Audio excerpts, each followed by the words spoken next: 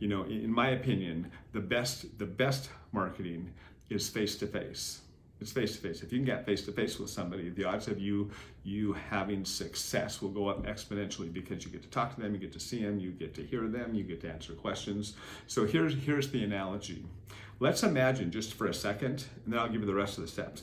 Let's imagine just for a second that you had been dating for a long time. You were making the decision that you were going to ask that significant other to marry you. If you were going to do that, what would be the best way to possibly get that yes? Let's say maybe you're not quite sure you're going to get a yes or no. What would be the best possible way to ensure your odds of a success when it comes to asking him or her to marry you? Would you do it? In fact, I want to answer that question. What do you think would be the best way to do it? Most people would say, now I'm going to give you answers, most people would say face-to-face. I mean, gosh, you would want to ideally sit across the table or go down on one knee or whatever it is, because the odds of success are really high. But let's assume for a second that you couldn't do it face-to-face. Let's say that unfortunately that person is going to be gone for a couple of months and you can't literally sit across the table from them. So what would the next best way to communicate with them be? How would you want to ask him or her to marry you, to plead your case? But you can't do it face-to-face. Today, you would probably FaceTime or Zoom. That would be the second best way to do it. That'd be the second best way. It'd be almost the same as being. They're not quite as cool because you couldn't like hand the flowers, but it would be okay. But let's say that you couldn't use Zoom. You couldn't do that. And in fact, you couldn't use technology at all to make the ask. So now you can't meet face-to-face. You can't do a Zoom conference or whatever to ask that person to marry you. So you've got to find another way. If you couldn't do that, what would the next best way be to reach them? Ideally, logically, it would probably be a phone call. At least they could still hear your voice. So you could pick up a telephone and call and have that long conversation with that significant other, and you could plead your case to marry you. But what if you couldn't use a phone? What if you couldn't use a phone? What would the next step be? Couldn't do any of those. What would you have to do? Odds are you would likely have to write a letter. You would write the best sales letter of your life so that you would convince this person, this significant other, to say yes and send you a letter back because you couldn't talk to them on the phone.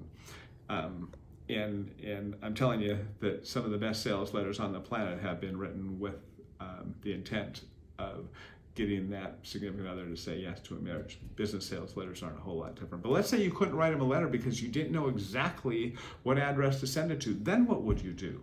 Okay, no face-to-face, can't Zoom, can't phone call, can't send them a letter, but you do know what town they're in. What would you do? Odds are you would probably try to find out either what they're reading, where they're going, what they're looking at. Maybe if they are using one of the social medias a lot, maybe you would try to put it there in hopes that they would see it. And you would get as specific as you could, but you'd have to get that message out there. And at that point in time, you're only hoping that significant other will see it. And there's nothing wrong with that, but gosh, if you could have got face-to-face, it would have been best. But in lieu of being able to do all of those things, then maybe just a post on social media, maybe a poster inside of 4 or 5 different restaurants that you think that he or she might frequent, asking the question will work. But let's say you couldn't even do that.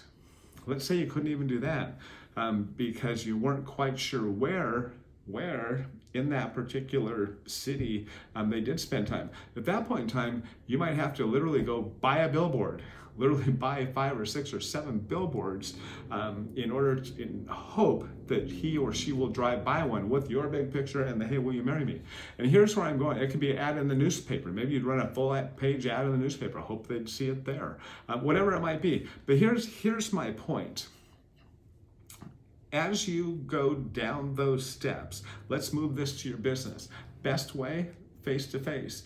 And believe it or not, in most cases, it doesn't cost anything. Second best way, almost face-to-face. Maybe it's a Zoom call, maybe it's a phone call, but at least you're having the conversation. It doesn't cost you money to pick up the phone.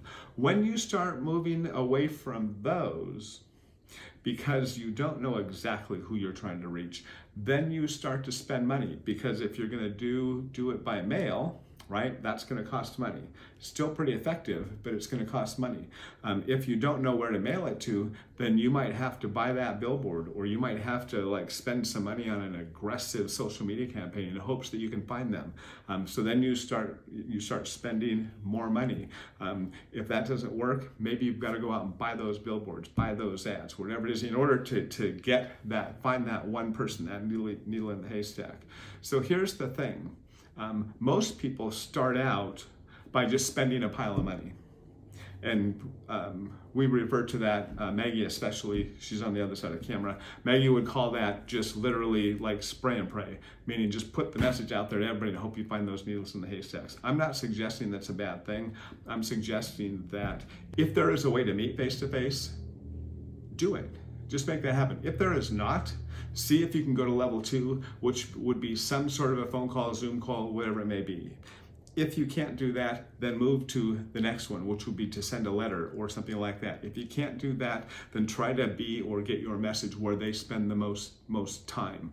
It might be a magazine, it might be a group that they're a part of that you could join, who knows. And if you can't do that, then consider some sort of more mass advertising. And again, I'm not beating it up. I'm just suggesting that most people start down here at the mass advertising stuff, spending a pile of money when they could have a pretty amazing success starting with simply the face-to-face. So at any rate, if you're looking for new customers, you're looking for new clients, maybe take yourself through that scenario and make a decision for yourself as to which place that you want to start, or do them all. Put all the lines in the water. Do that face-to-face, do that direct mail, do that telephone, do that social media, do those billboards even, if it's appropriate. Do more than one thing. Odds of success go up extremely high.